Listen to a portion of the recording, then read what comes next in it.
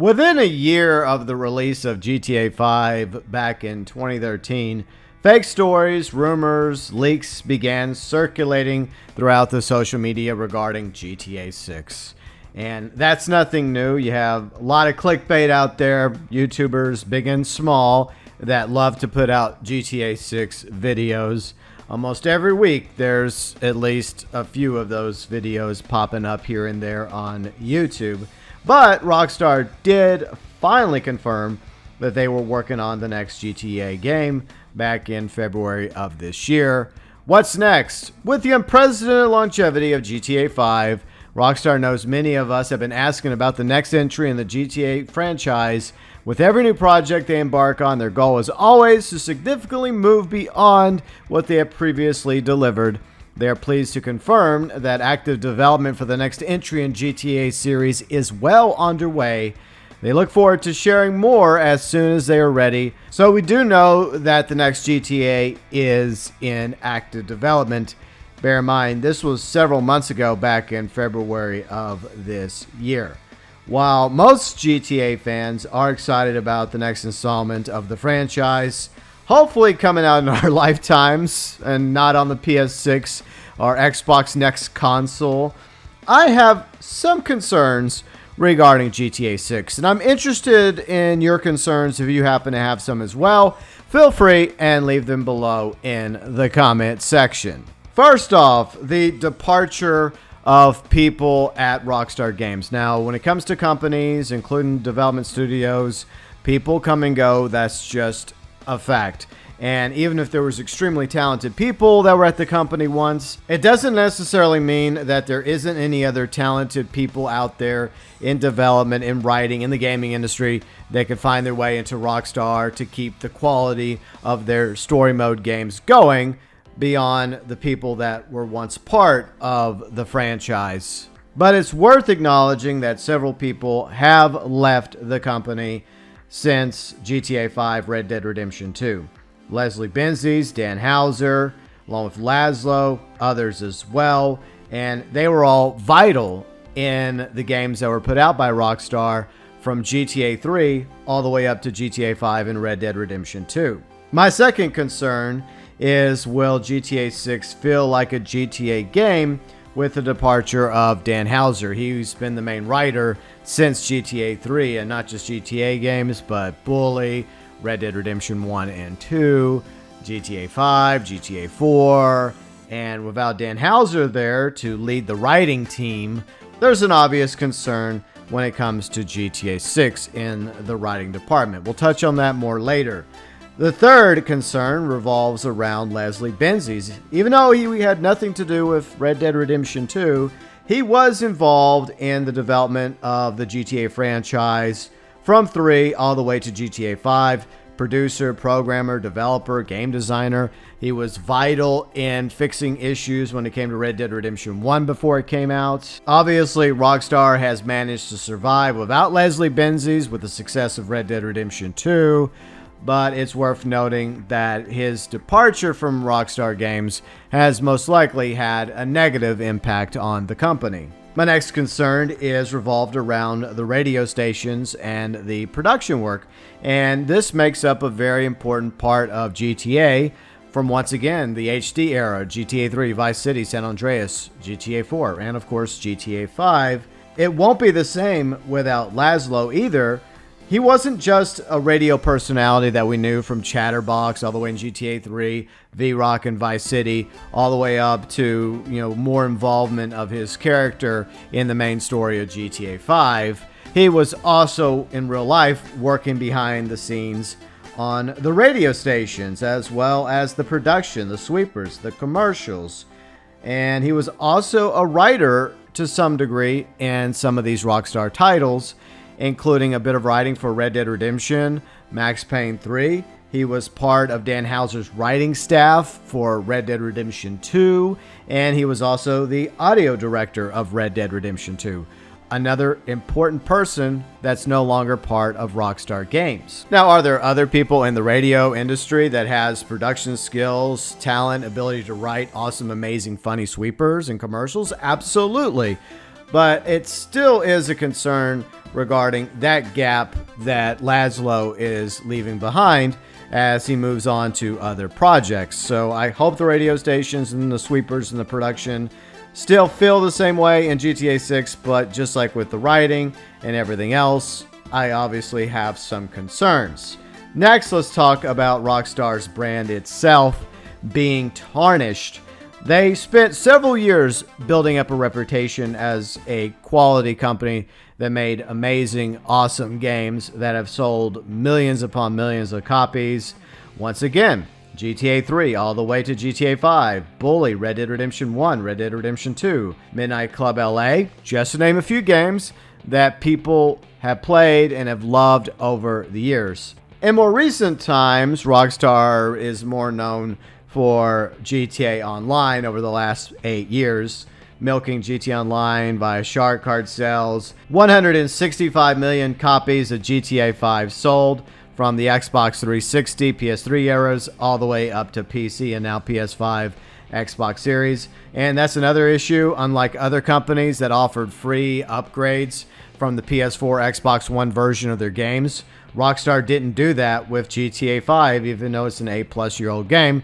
They made people buy the game once again. If you wanted to have 60 frames per second, the performance RT modes for GTA 5, GTA Online on PS5, Xbox Series. The lack of communication on social medias. Yeah, Rockstar does put out news wires for GTA every week and for Red Dead Online once a month, but they don't interact and communicate with the fan base on social medias as well as other studios out there. Terrible or lack of quality of life improvements for their live service games, for example GTA Online, as well as Red Dead Online, both of which are still on the cheap peer-to-peer servers instead of being moved over to dedicated servers like most online multiplayer games are these days, which is safer, runs smoother, it's better for the players, it's better for the development studio to fix issues that happen to come up in the games. Peer-to-peer, unfortunately, it doesn't run as well, and on PC, it's a lot more dangerous to play on the peer-to-peer servers for GTA Online and Red Dead Online, and unfortunately, you are putting yourself at risk in many ways by playing on peer-to-peer via PC. At least on PlayStation and Xbox, there's a bit of security through Microsoft and Sony, but that's not exactly the same over on PC. So that's another obvious issue that a lot of people have been upset with Rockstar over the past few years, especially with how much money they've made off of GTA Online. There's still no crossplay on GTA Online or Red Dead Online for last gen or current gen, unlike many other online multiplayer live service games that have crossplay. That's something that Rockstar has refused to do, even though the community has been asking for that for Red Dead Online and GTA Online for years. Speaking of Red Dead Online, the obvious neglection and abandonment of Red Dead Online, all that Rockstar is doing now is putting out monthly events for Red Dead Online, as they put out weekly events for GTA Online, and no information or teased as to whether or not there'll be any future updates for Red Dead Online. Once again, going back to their terrible communication skills between Rockstar Games and their loyal fans when it comes to GTA, Red Dead, or other Rockstar games. 3 months ago, Rockstar launched the GTA Plus subscription scam, which hasn't exactly gone over very well with the majority of the community. Some players have purchased GTA Plus, but the majority of GTA fans are not happy because it is a terrible deal. It's one of the worst monthly subscription fees offered for an online live service game. And it's just another example of how greedy Rockstar and Take-Two are. They've sold millions of copies of GTA 5, made billions of dollars off of shark card sales, but are obviously not content. So now they have to put out this pathetic subscription service known as GTA Plus. Then we get to the disastrous launch of the GTA Trilogy Definitive Edition back in November. Granted, the work being done on the remasters was done by a small mobile studio known as Grove Street Games. They were contracted out by Take-Two and Rockstar to remaster GTA 3 Vice City as well as San Andreas, and They're very small. They only have like 24 people working there, but they did a terrible job with those remasters and those ports. And there has been a few title updates over the past several months.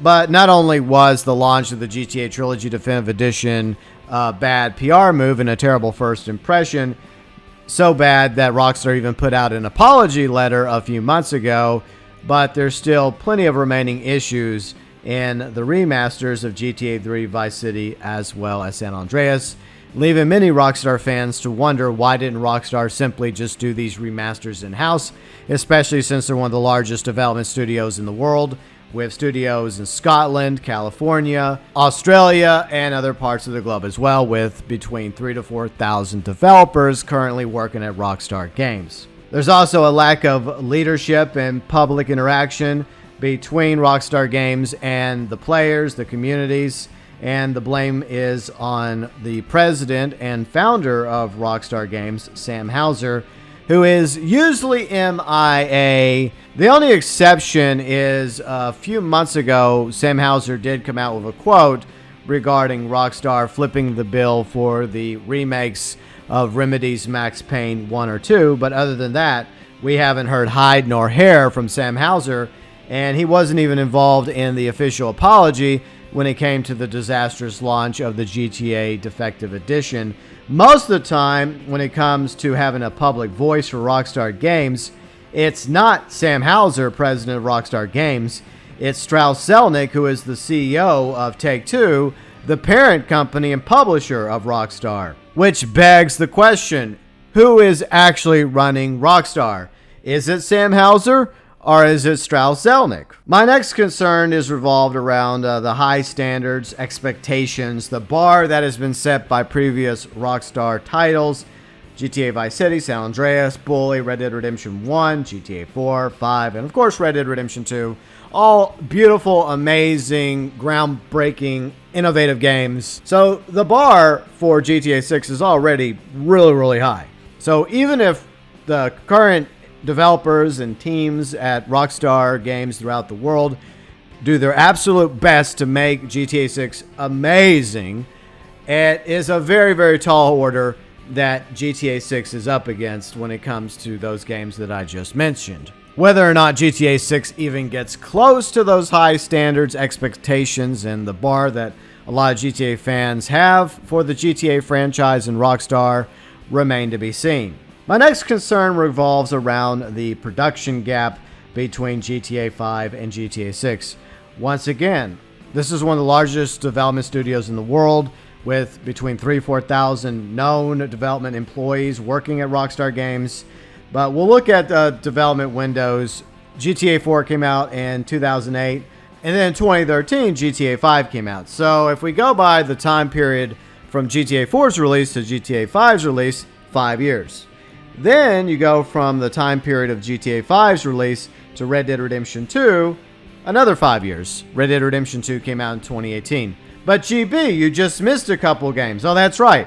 Max Payne 3 and Red Dead Redemption 1. Both of those games came out between GTA 4 and GTA 5. So here we are, nearly 4 years after the release of Red Dead Redemption 2, which once again came out in 2018. And the only information we have about the next GTA game is what we just went over at the beginning of this video. Rockstar has made no further teases or announcements regarding the next GTA game. We don't even know if it's going to be called GTA 6. That's just what a lot of us are assuming at this point. But if we go by their MO, when they do finally announce the game, they'll give us a loose release date, maybe a year later. Let's just say this fall or sometime this summer. They announced GTA 6 coming in the fall of 2023. You can most likely expect it to be delayed by 6 to 12 months, which at the earliest, we might get GTA 6, best case scenario, by 2024, 2025. And the big reason why we haven't seen as many IPs coming out from Rockstar is because they are the victim of GTA Online's financial success, which is another concern. As we pointed out a moment ago, within a short period of time, we had some pretty amazing games, from GTA 4, as well as 2 story DLCs a year later, Red Dead Redemption 1, Max Payne 3, GTA 5. Then 5 years later, we got Red Dead Redemption 2.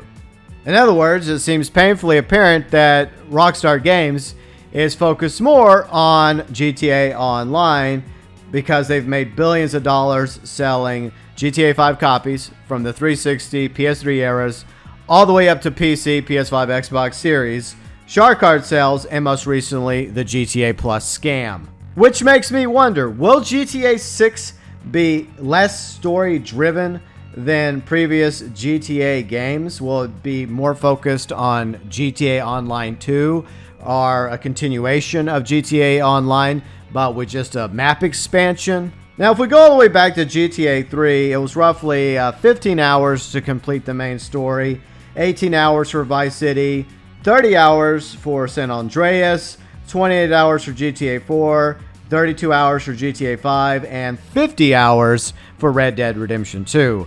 I get the feeling that if we look at the direction that Rockstar has gone over the past few years for focusing more on GTA Online content and making billions upon billions of dollars for their parent company Take-Two and the investors, I feel like there's going to be a shorter story, single player length to GTA 6 than GTA 5, and the main purpose of GTA 6 is just to continue GTA Online, shark cards, GTA Plus sales, or perhaps even a GTA Online 2.0, similar to Warzone 2, where they're just going to start completely over, and anything you purchased in Warzone won't carry over to Warzone 2. I think that Rockstar and Take-Two will probably go with that particular formula, forcing you to say goodbye to your millions of dollars in the Maze Bank account, all the properties, all the vehicles that you've purchased over the past 8 years, and start completely over in GTA Online 2. My next concern for GTA 6 is the satire, jokes, South Park style humor, making fun of everyone and everything. Not really making favorites, just making fun of the left, making fun of the right, everything in between. I fear that we live in a different environment now than we did back in 2013. Cancel culture, the outrage mob, being offended by every single thing, jokes not allowed, words banned, censorship. Grand Theft Auto has been surrounded by controversies since it first came out back in the 90s with the original top-down GTA for PlayStation. By the way, the 25th anniversary coming up later this year. I wonder if Rockstar is going to do anything for the 25th anniversary. Hopefully. But it's nothing new, because you had the violence, you had the drugs, you had the sex, you had the curse words, the death and destruction and mayhem. But it's gone from those issues to jokes and satire and not being allowed to say things or demonize this group or that group or any groups now, because we can't have that anymore in the modern age. So my concern regarding GTA 6 is, will Rockstar end up quote-unquote bending the knee when it comes to GTA 6's story, characters, satire, jokes?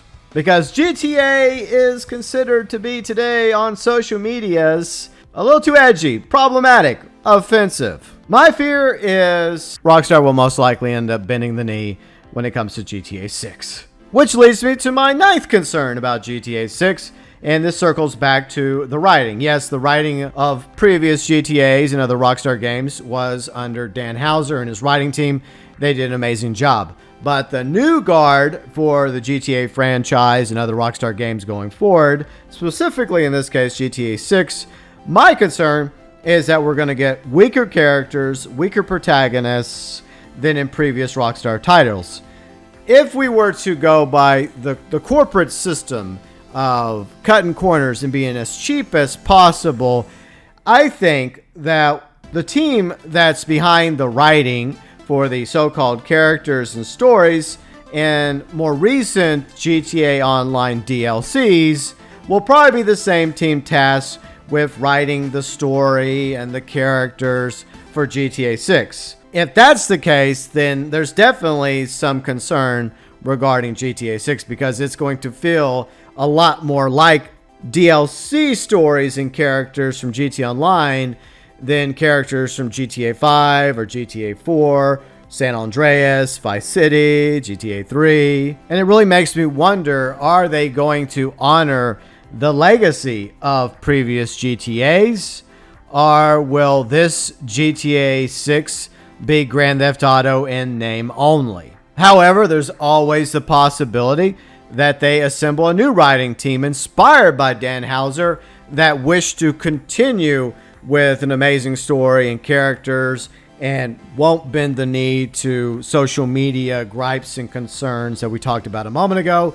I hope that's the case, but without Dan Houser as the lead writer in GTA 6, I am very concerned about the final product when it comes to the story, the world, as well as the characters of GTA 6. The 10th and final concern regarding GTA 6 revolves around the engine itself. Rage versus Unreal Engine 5. Yeah, I realize there's other engines out there, some of them good, some of them not so good. But I specifically want to talk about Rage versus Unreal Engine 5. Rage has been a really good engine. I think they introduced it with GTA 4. No, Table Tennis. It was Table Tennis they first used Rage for. But they've updated it over the years from Table Tennis to GTA 4 to Red Dead Redemption, Max Payne, GTA 5. And the most recent known version of the Rage engine is Red Dead Redemption 2, which does look amazing. And there's a very real possibility that GTA 6 may be up to the same level graphically as Red Dead Redemption 2. However, even though Red Dead Redemption 2 is an amazing game 3 years later, we're talking about 2 or 3 years from now when GTA 6 finally comes out. How will those graphics hold up by 2024 or 2025 compared to games currently in development by AAA studios and even indie studios and developers using Unreal Engine 5? Rage does have its own issues and problems, limitations, just like most gaming engines. But when GTA 6 finally does come out, will it be considered outdated even on the same engine as Red Dead Redemption 2 or a newer version of Rage? Meanwhile, other studios out there are probably hard at work with Unreal Engine 5, making some amazing games. Not all of them are going to be similar to GTA, but I'm willing to bet at least one of those studios out there, like Epic, could very well be making a game very similar to GTA, but on Unreal Engine 5.